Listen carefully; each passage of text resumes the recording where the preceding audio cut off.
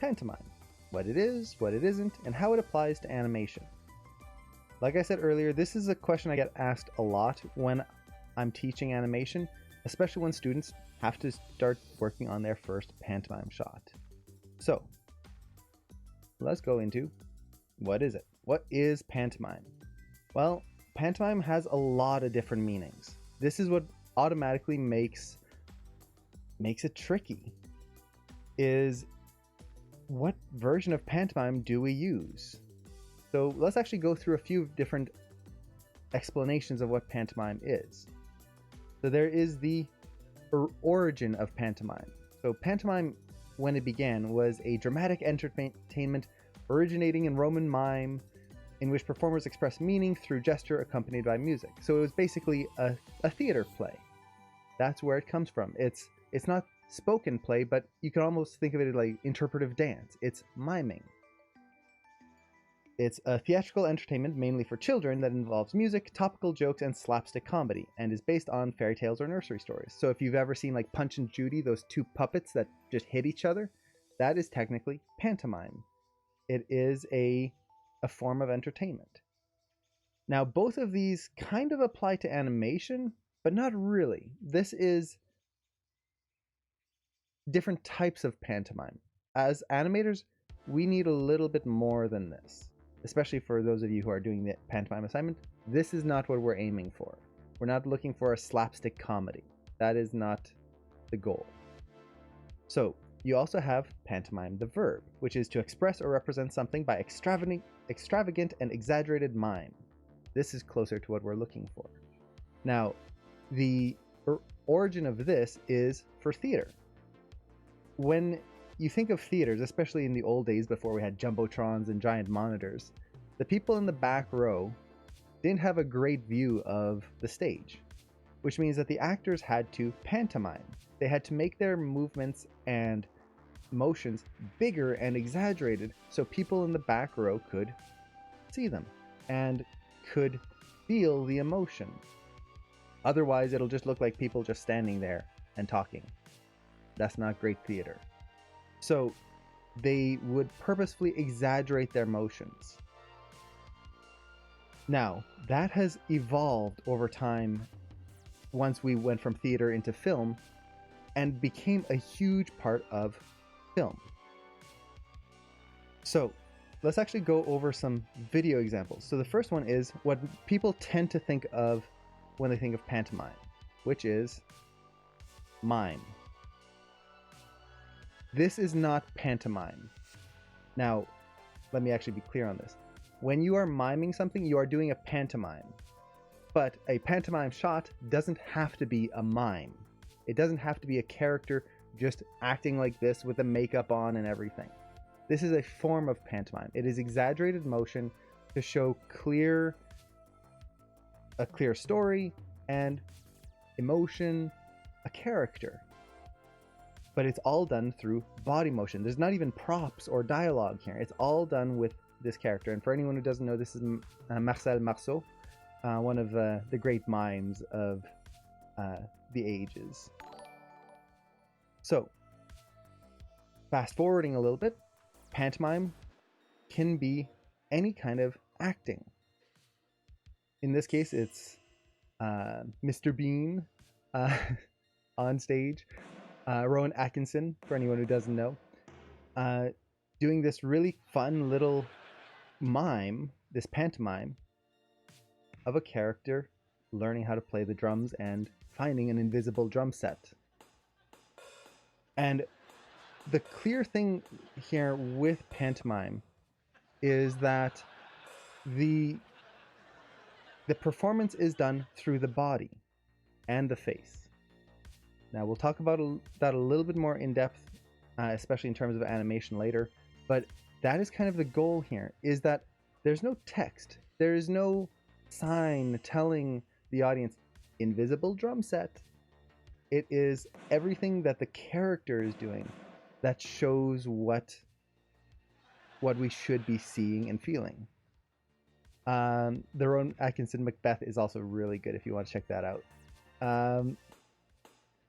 So we have this kind of form of pantomime. And this is something that started in film right from the early days. So, for example, this is one of my favorite sketches of Charlie Chaplin, which is just this great little character, these two characters going into a toy shop and just acting like kids. And the goal here is that they're showing their personality through their movement.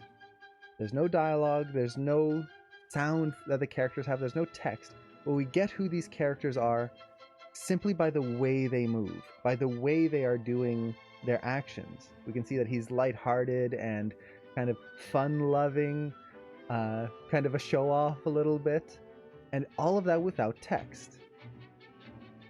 I love this whole sequence. If you guys don't know what this is Modern Times by Charlie Chaplin.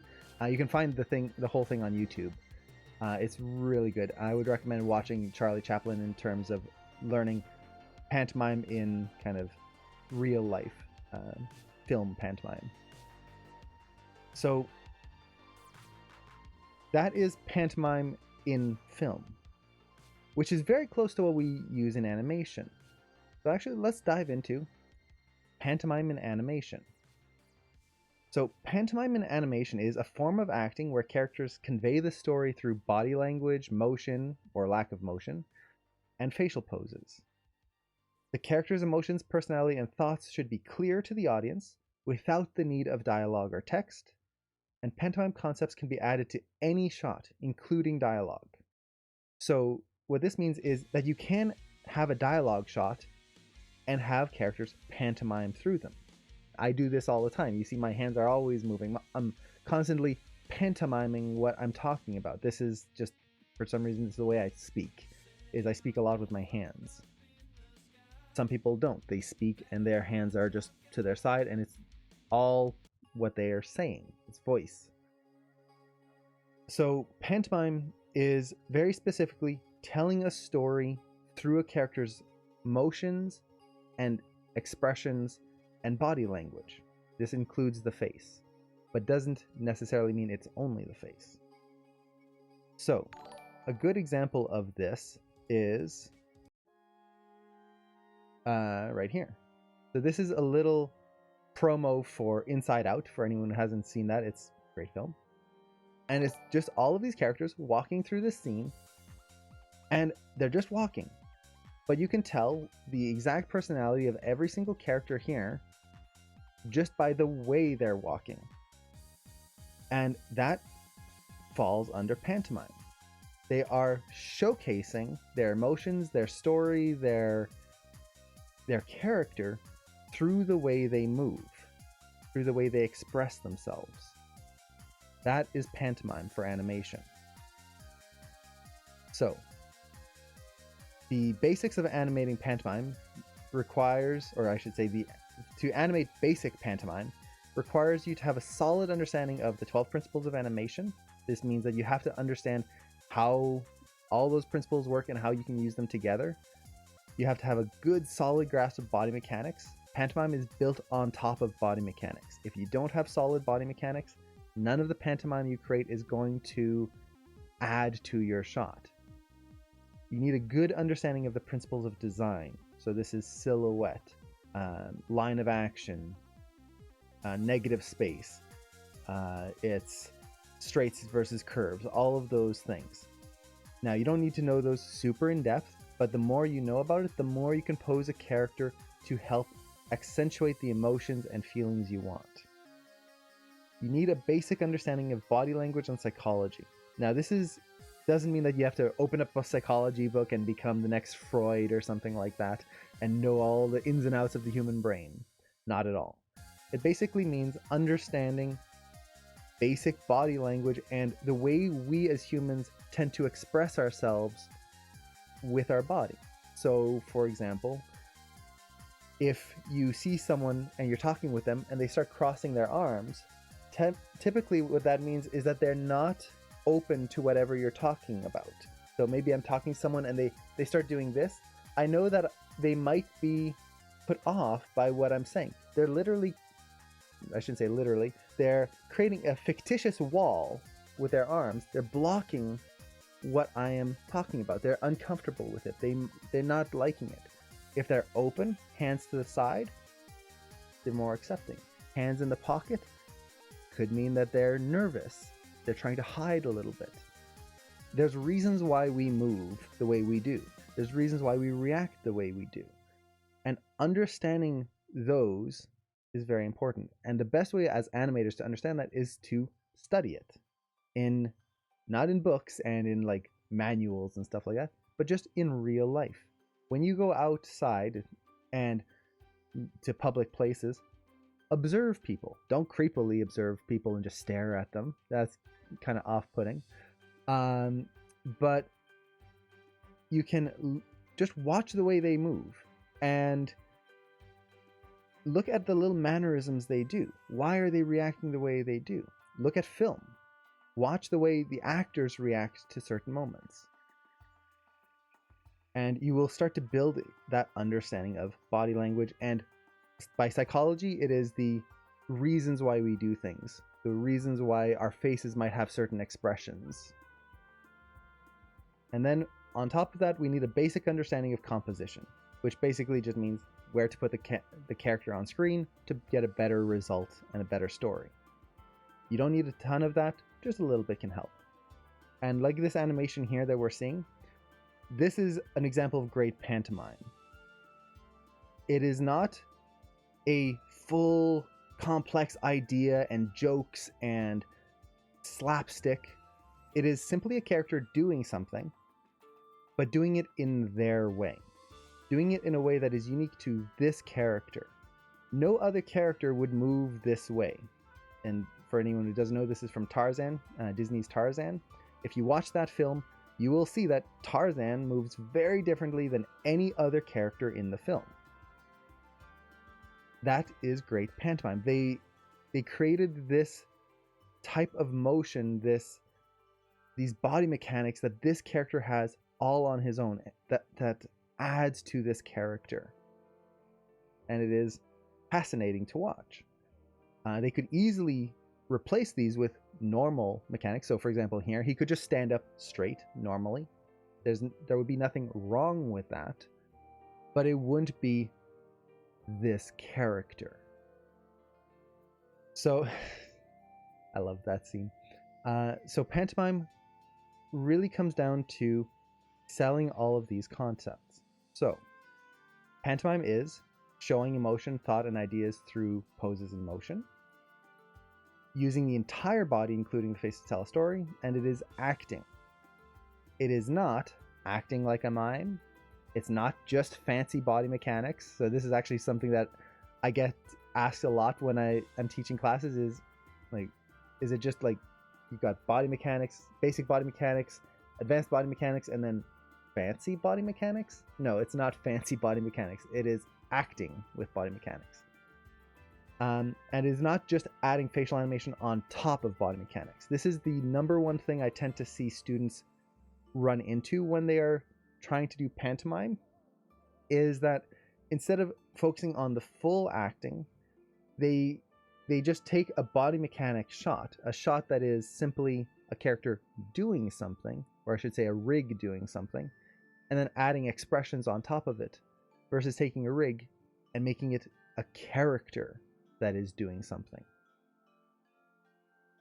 So let's go into what causes pantomime to fail.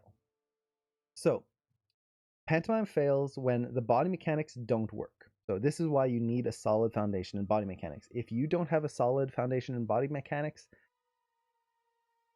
it's just not going to read.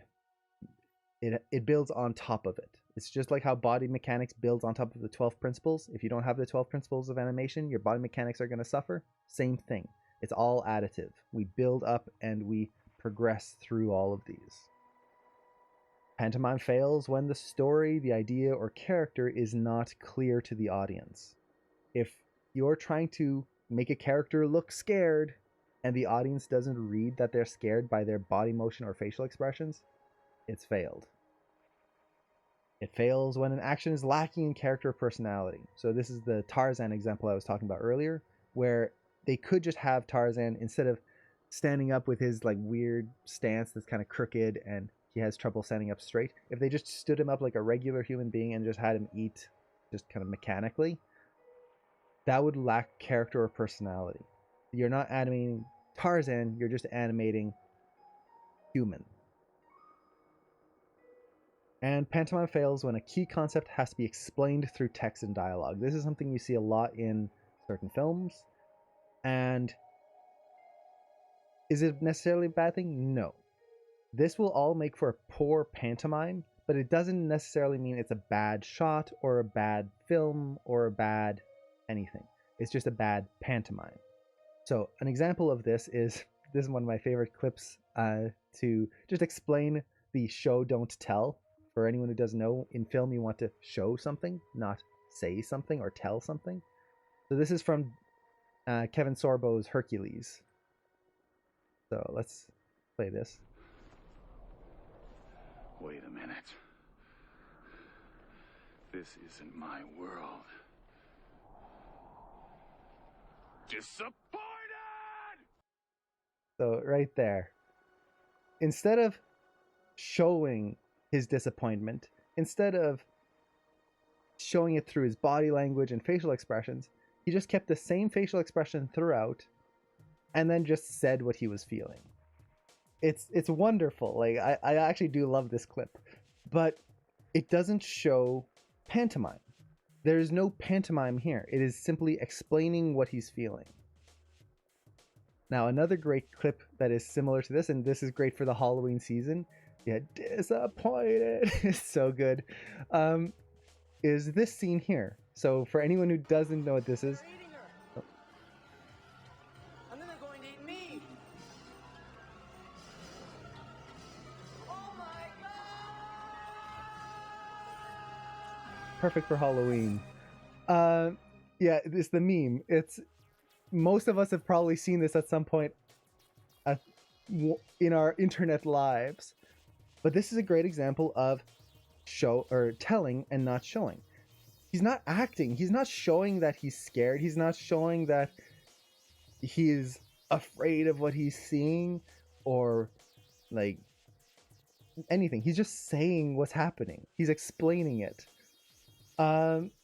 So does that make it a bad shot? Well, not necessarily. In many ways, it actually makes it a really good shot because it makes us laugh. And isn't that the goal of film, to emote something?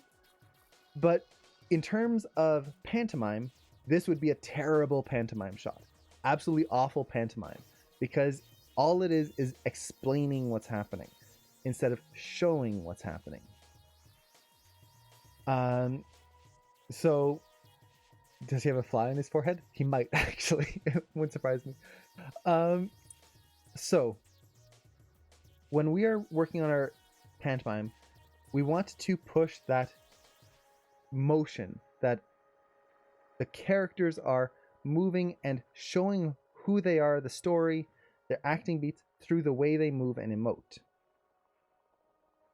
So how can we improve our pantomime? Well, first of all, ask questions. Always be asking questions. When you're doing any shot, really, you should be asking questions. Why are the characters doing what they're doing? Why are they going to be turning their head?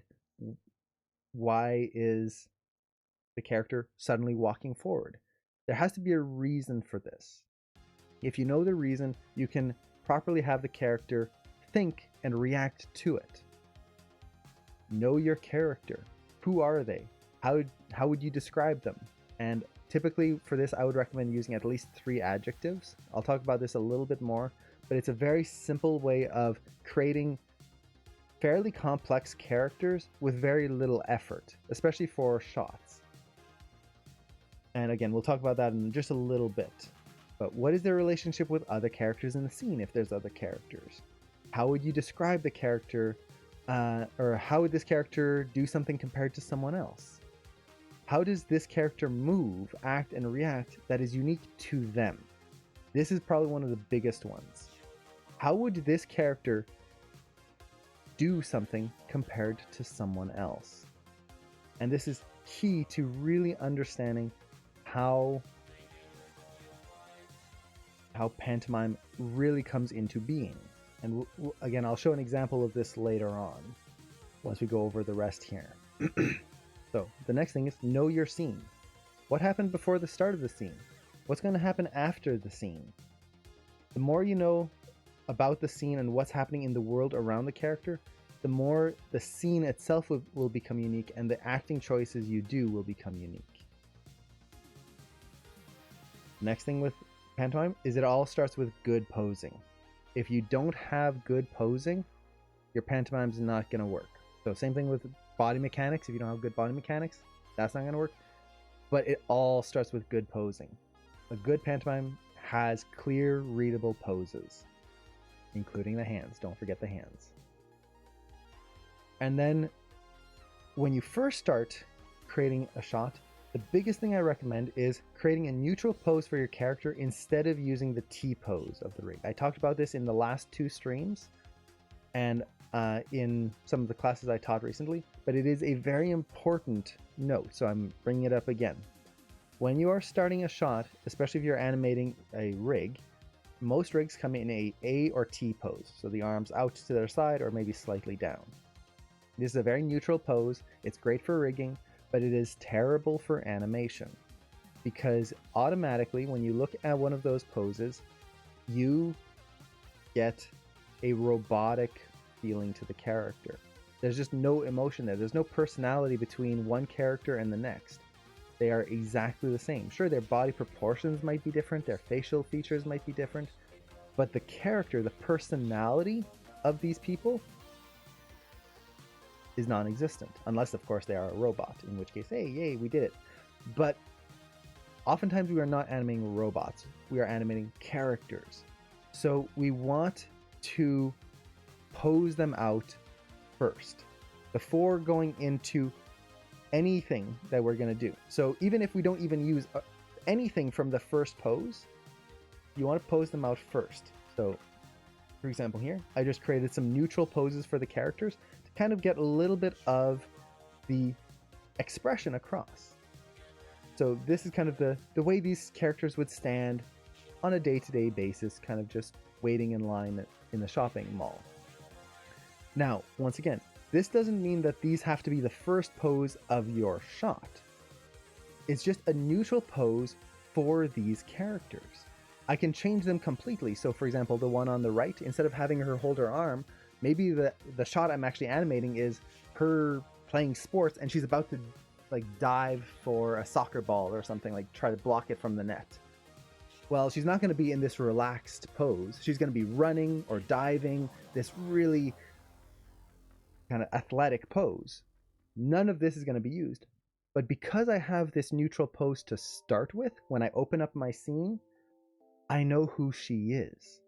I know that this character is going to jump for the goal differently than the other character. There's going to be a different expression. There might be more energy in one versus the other. One might jump higher than the other because I have a personality to them. It all starts with the pose. If you don't have a pose, it's very difficult to add character and to keep that character consistent throughout the shot, or worse, through multiple shots. So, starting with a pose, just creating a default pose, saving it, and then starting to work on your animation, a huge, huge bonus.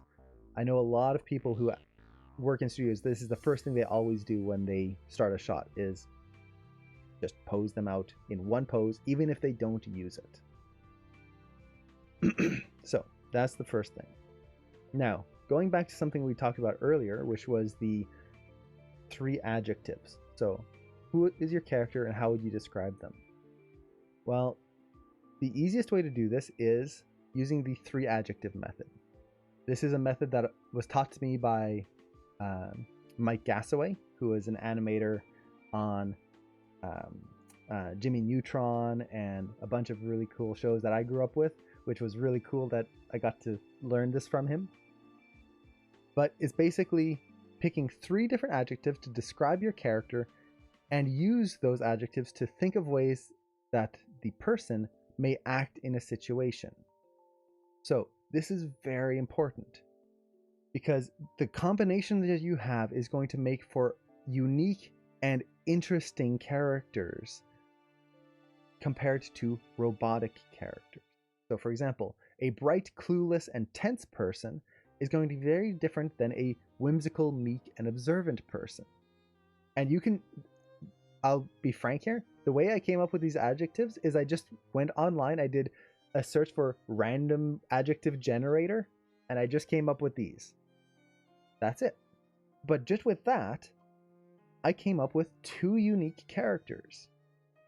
And if I had to have both of these characters doing the same action, I now know how they would act differently. So let's say the action we want the character to do is to let's see, what would be a good action? Let's keep it simple. They're just going to press a button on a wall. Just kind of press a button. Well, the body mechanics version of that is I have to lift my arm, press the button, release, bring my arm down. That's the body mechanics version. It's simple, robotic, and that's it. That could make for a good body mechanics exercise, but not good pantomime. Pantomime is, how does this character push the button? So you have a bright character. Bright, they're happy. It's kind of upbeat already, just like bright and sunny. They're always happy, and they light up a room wherever they go. They're a little clueless, so they're not the most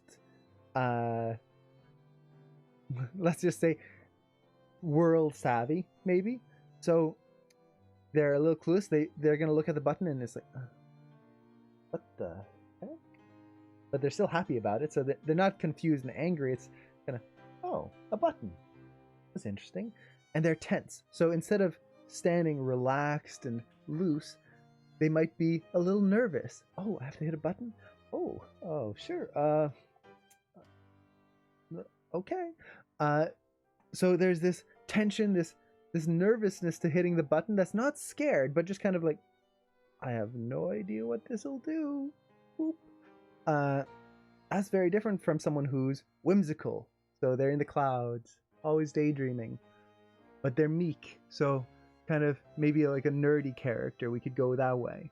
So just kind of slouches a little bit more, keeps themselves small and kind of not super like bombastic in personality. They just kind of hide in corners a little bit, but daydreaming. But they're observant, which means that they might already know that that button is there. So when they come into the room, the other person might come into the room and they're kind of clueless. So, oh, I have to hit a button. Oh, boop, yay. That tension. They have to look around. You have someone who's observant. They already walk into the room and they're just kind of daydreaming. And then, oh, I've got to hit the button. Boop. They don't even have to look at it. They know it's there. They observed it when they walked into the room. So now you get this kind of like, boop. Totally different personality in the way they would push the button. And you can come up with all sorts of variations to that. And like, yeah, exactly. So nerdy guy will always be wearing glasses. Well, what if they're wearing glasses? This is above the adjectives, but the way you dress them, give them props, that can help a lot. And we'll talk about that as well a little bit more too. So by using the 3 adjective method, you can avoid the robotic motions. And this is super helpful when you're shooting reference for your scene, which is great for when you then have to animate it. So for example, this is a demo I did a while back on shooting reference. I did this on stream. And I just did a few examples of robotic reference, where you just do the action, the body mechanics. And then when you add the adjectives, how that helps you to push the reference. And you can come up with different takes just on those adjectives. So here, thanks. I do like my office. So with just those adjectives, you can see the difference between the references. So in this case, like excitement. How do you push excitement? Well, it could just be yay. That's technically excitement. Or you could push it a lot. What if this character is just like super excited all the time? So, phoning someone. I did this in like a 1920 style. I don't know why I edited that way, but like phoning someone. There's a lot of different ways that especially if you look at a crowd, watch how people talk on their phone. Everyone does it a little differently. And just by adding those adjectives, you can get a totally different performance to the phone. So don't be afraid of using this and exploring different characters. And especially when you're working on a pantomime shot, don't be afraid of coming up with multiple different characters and trying different takes of the same idea, but with a different character. So, a few tips when you're using the 3 adjective method is the first is try to use a 2-to-1 ratio of positive and negative adjectives instead of just all positive or all negative. So, for example, if you have a hero, oftentimes we'll think, oh, I'll just put all positive traits for them. But that kind of makes for a boring hero. Sometimes negative traits can work well.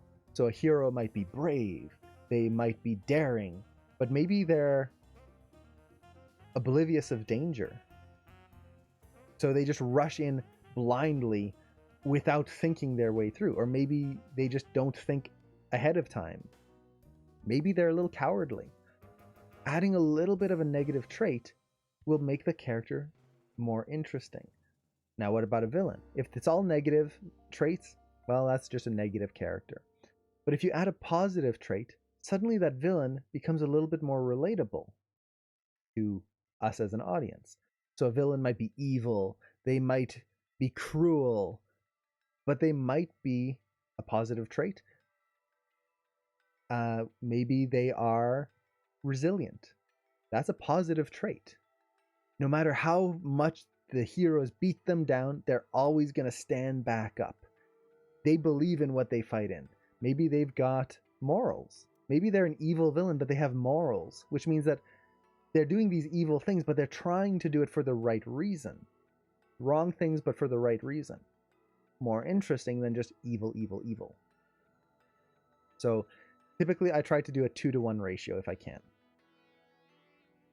The other thing is that multiple characters don't need to be complete opposites or vastly different. Just one adjectives can make a big difference in the way a character acts. So, for example, let's say you have a socially awkward, nervous person, but they are outgoing. So that means they're socially awkward, they're not very good with people or crowds, they're nervous, they don't know what to say, but they're outgoing, so they'll try, they'll approach the person they're trying to talk to, and they might be scared of saying things, but they'll try it, and their body posture is going to be open. They're going to be trying to participate. As much as they have trouble with it, they're trying. But you have those same traits, but you make it a reclusive person. Suddenly, their arms are closed. They're looking at people over their shoulder, maybe like squinting at them a little bit because I don't want to talk to you. I'm in my world. You stay over there. So they're just kind of standoffish all the time. So that one trait, you still get the nervousness, so that kind of character who's maybe a little bit more reserved into their body's posture, socially awkward. Whenever there's another person in the scene, they're not, how to put this, they don't approach them right off the bat, but just that one other word changes the entire character dynamic. So don't be afraid of just changing one word here and there, and it can be a very interesting character exercise and practice to see how you can make very similar characters read very differently. So with that, when we're doing pantomime, what should we avoid and how to fix it? So the biggest things I see with pantomime as people are going through is that they tend to overuse or rely on facial expressions, especially when you are first approaching pantomime. If this is your first pantomime shot ever, this is going to be one of the things that we tend to try and focus on. For a lot of you, it's going to be the first time you're using a facial rig. Facial expressions work on top of pantomime. They are not the only thing that pantomime is. So that means that you want to work on your body mechanics first, and don't be afraid to hide the face. So oftentimes I'll just take a polygon cube, put it on the head, and parent it or constrain it to the head control. That way I don't need to see the expression. I can focus entirely on the body. And I do see that the number 4 is cut off there. I'll have to adjust that later on. Let's see. I can actually... I thought I had double checked everything to make sure that it would... There we go. So, don't rely on facial expressions. They are part of pantomime, but they are not the only thing that pantomime is. Pantomime starts with the body. Try to avoid cliche or overused gestures. Now, this comes with experience and just looking at a lot of animation, but some of the very common gestures are anything to do with finger pointing. So if a character is pointing with their hand, just gesturing in a direction, that is very cliche. Neck rubbing, doing this when you're nervous. This started with Jungle Book, Baloo's character. This was one of the first times that this kind of motion was animated, and everyone's copied it so often since then that it's just super cliche. And then you have the W gesture, which is when both hands go up like that. That is another super cliche gesture. I don't know. And there's a whole bunch of others. This is one of those things that you just kind of have to look through and see what tends to stand out. And oftentimes it's trial and error. You'll do a pose and someone will go, oh, this seems a little cliche. And then you change it. So if you fall into a cliche, how do you fix it? Or if you want to avoid it altogether? So the first thing is try to think of ways this unique character would react. So how would this character show nervousness? How would this character point at something or indicate towards something? So for example, someone who's closed off, they're not going to point with their fingers. They might just point with their head, just gesture a little bit. So over there. A character can be nervous by rubbing their hands together, maybe rubbing their shoulder even.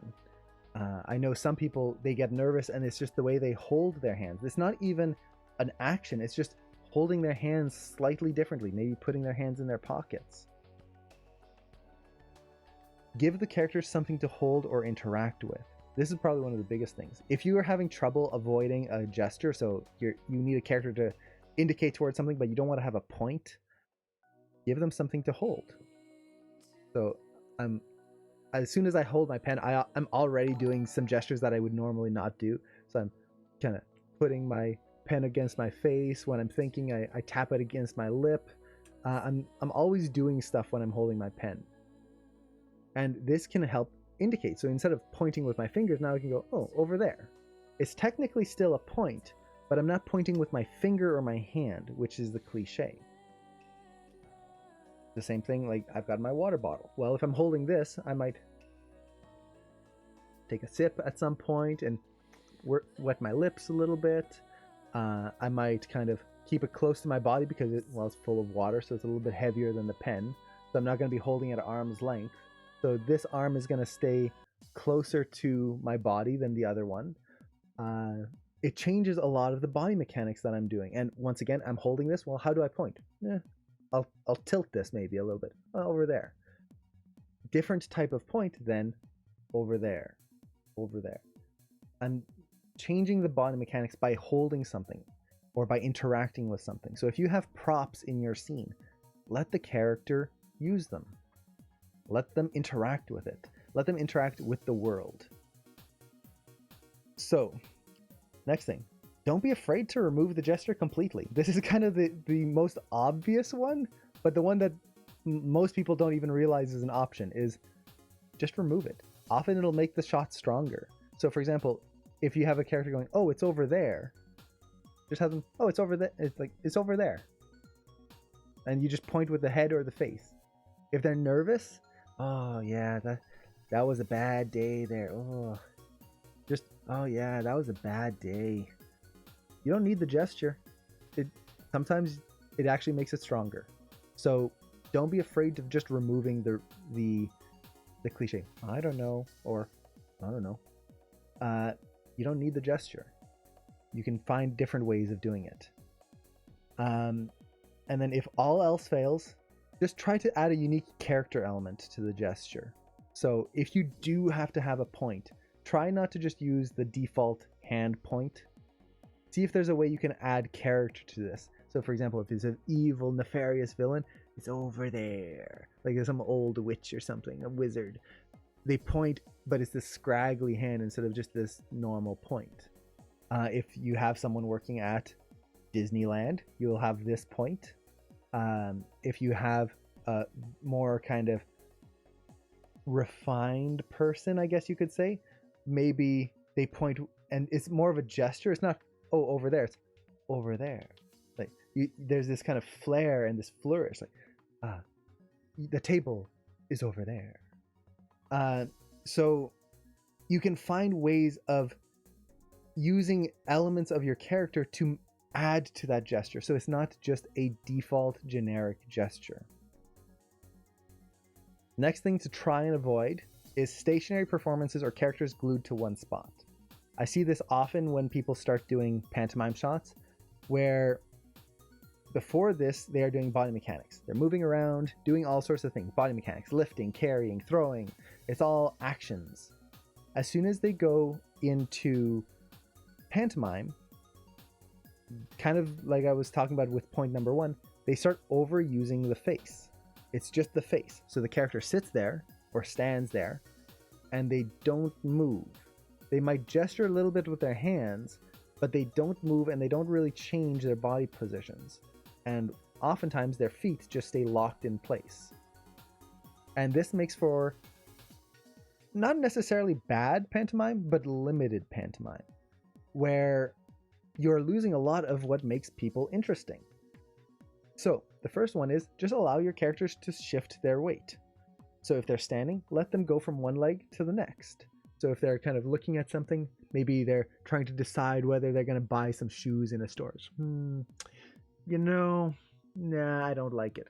You could have them just kind of there. No, I don't like it. No. But that's not as interesting as if you have the character looking and then take a step back. It's like, nah, not for me. It helps to add movement to the scene. And you can use this as a way to also add visual progression to a shot. So visual progression in a shot is kind of a more advanced concept. You tend to learn this more with composition and cinematography. But it is the idea that throughout the shot, the character should be changing. Even in one simple shot, there should be a journey of sorts for the character. So for example, let's say we've got another character looking at the same pair of shoes, but they really like them. They might start out further away and go, "Ooh, I like those." The visual journey is that the character has moved closer to the thing that they like. Ooh, I like that. It could be a character kind of just standing differently. So visually they're higher than they were before. So maybe they start off sad and lonely, and then by the end of the shot, maybe something cheered them up and they just feel warm and they got the warm fuzzies inside. It's what a beautiful sunny day. And you've got that visual journey from down to up. You don't always have to have side-to-side motion. It can be up and down as well. Try to think of a way that you can show the difference between the start and end of the scene. If you were to go on your first frame and your last frame, Do they look exactly the same? And this is a test I often show students is just frame through, start and back. And if your character is here on frame 1, and then on the last frame, they're just here, but with a slightly different expression, there has been no visual journey. The character just reset back to the beginning. Now, is that bad? No, not all the time. But most of the time, it tends to mean that the character could have done more. Now, there's a question here. Is subtext similar to these? Yes. So subtext is the reason why your character is doing something, which that is an extra layer of pantomime. So that goes even deeper. Subtext is, what does the character mean when they do something or when they say something? So, for example, I could say the hello, which could mean, oh, it's nice to see you. Or it could be, just by the way I say this, oh, hello. And same word, but different subtext. It's, oh, great, it's you. That's the subtext. It's the words behind the action or the words. The meaning behind the action or the words. So that is an extra level. Now, another thing to avoid is relying on text to convey an idea or thought or dialogue. Typically, when you're first doing pantomime, the thing that you're going to rely on most is text. And it's just, for lack of a better term, it's the lazy way of doing it. Does it necessarily mean it's bad? No. But pantomime should read through the body motions, by the way the character acts and moves or doesn't move in certain cases, how they express themselves. It should not be text. So the simple example of this is if someone's carrying something heavy and they have to lift something heavy, this is more of a body mechanics thing, but it applies to pantomime the same way. If they have to lift something heavy, if you just write the word heavy on it, or like 100 pounds or 200 kilos or something like that, you're explaining it to the audience. It should be clear regardless of what it says. If it's a feather on a plate, it could still be heavy compared to like a 500-pound barbell or something like that. It doesn't matter what it is. It should just feel heavy regardless. And this falls into that clip we saw of Kevin Sorbo of Hercules, the disappointed. He didn't even raise his hand. It's just disappointed. They're just saying what they're feeling instead of showing what they're feeling. So, ways we can avoid that? Well, is think of ways you can make the idea clear without text. So, how can we make a certain idea more readable? Well, if it's heavy, push the pose. If it's a concept where maybe a store is open and then closed, how can we read that without text? Well, maybe instead of just a sign that goes open and then closed, maybe it's actually the shutters of the store closing like that.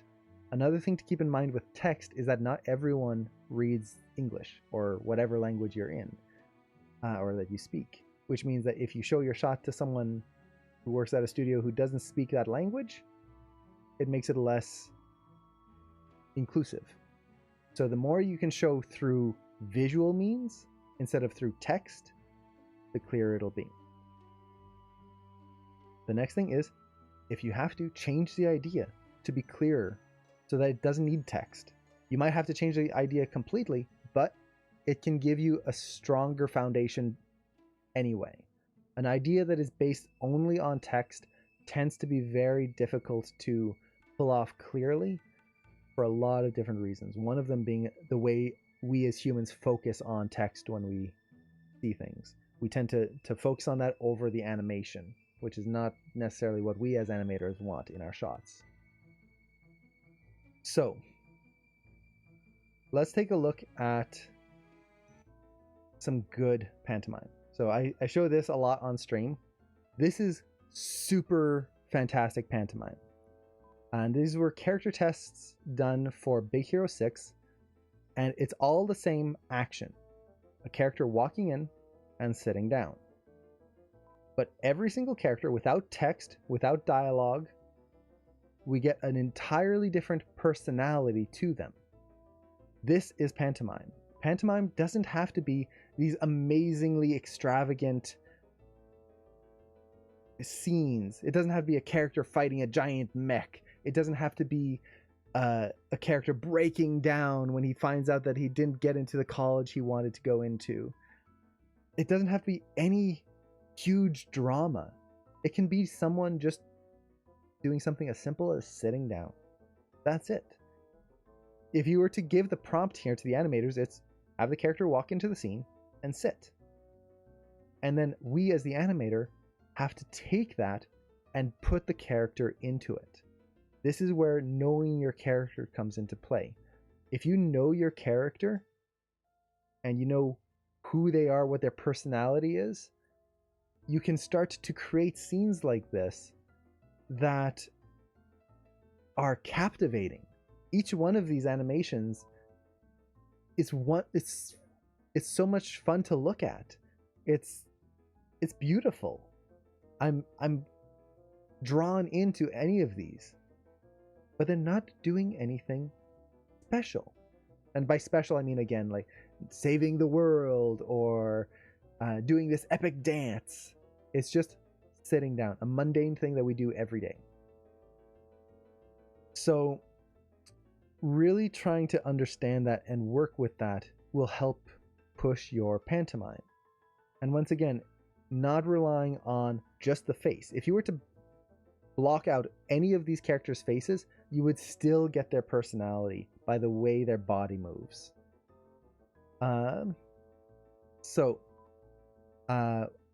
With that, it's really just exaggeration. So the thing with pantomime here is that it is complex. There's a lot of different things that go into it. And these are some tips that really helped me when I started learning pantomime. And these come from Travis Tohill. He is currently an animator at Blue Sky. He's also a mentor at Animation Mentor. And there's a little bit blocked off by my camera here. It's body mechanics. So my camera got in the way. So when you're doing pantomime, strive for clarity in your pantomime so that an audience can clearly understand both what the characters are doing and also what they are thinking and feeling.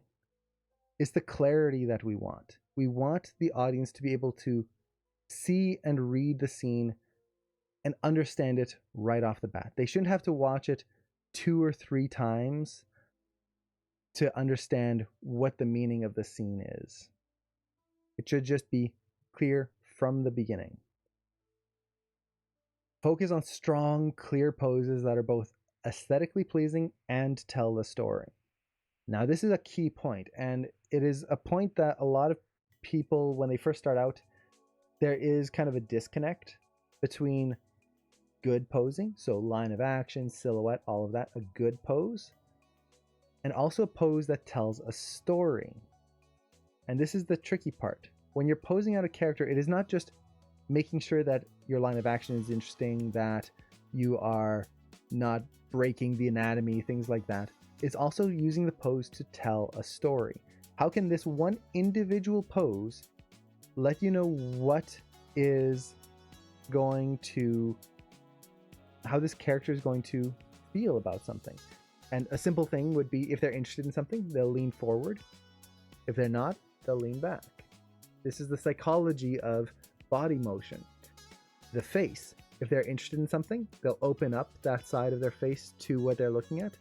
If they're not, they'll close that side off. They're still looking in that direction, but we get a little bit of different facial expression.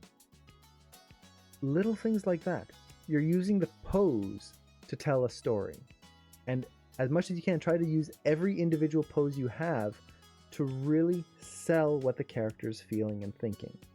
It's not just one pose here and there. It's trying to use as much as you can. Make sure that the timing in your shot helps the character feel like it is thinking as well as doing.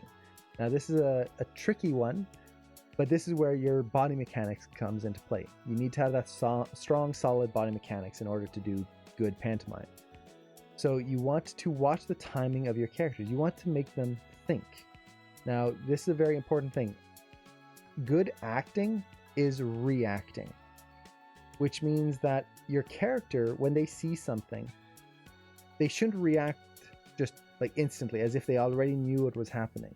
They need time to see it, think about it, process it, and then react. There are exceptions to this. For example, when you get hit, the outside force is what's moving you, so that causes the reaction right away. But in most cases, especially visual or auditory reactions, there's this little bit of processing time that goes in. So as we're creating a pantomime and we want a character to react to something or to interact with something, we need to make sure we give time for the character to think. If we don't have a character just thinking or having that time to think, it'll just be a character moving through the actions instead of living and experiencing the actions. Give the eyes plenty of attention in your animation because they can totally sell your character's internal process. This is very important. If you're doing a pantomime shot and you've got a character with eyes, you need to pay very close attention to how those eyes move. Watch the eye darts. Where are they looking? What's the expression of the eyes? Eyes are the window to the soul. It's what we as humans will lock onto usually first thing on a shot.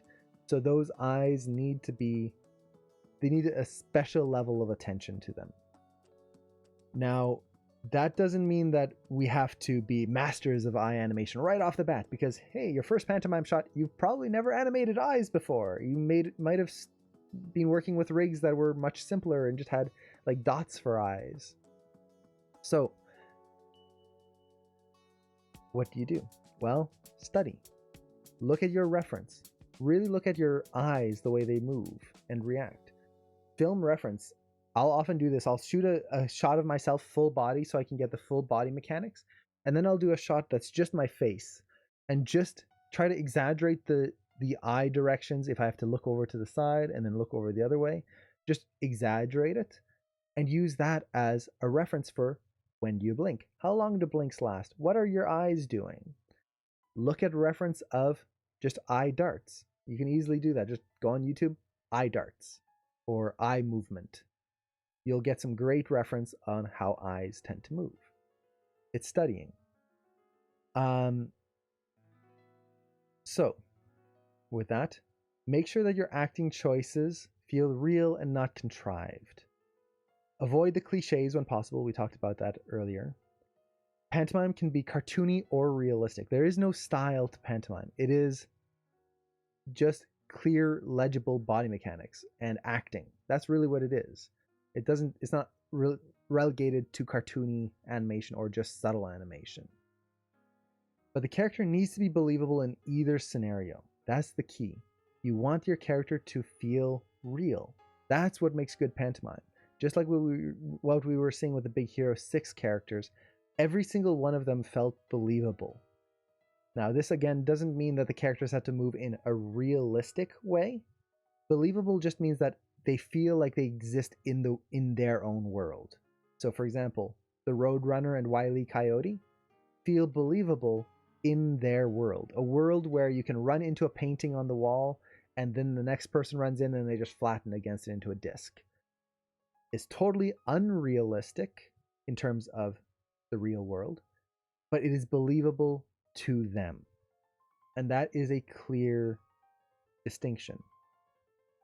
So, you want your acting choices to feel real and contrived. Again, that is, they have to make choices based on who their character is and not just because the script asks for it. This is something you'll often see in a lot of TV shows, oddly enough. You see it in film as well, where you'll have a character and for the convenience of the plot, just because they need something to happen, the character will suddenly do something that is totally out of character. They'll either, it could be, there's so many examples.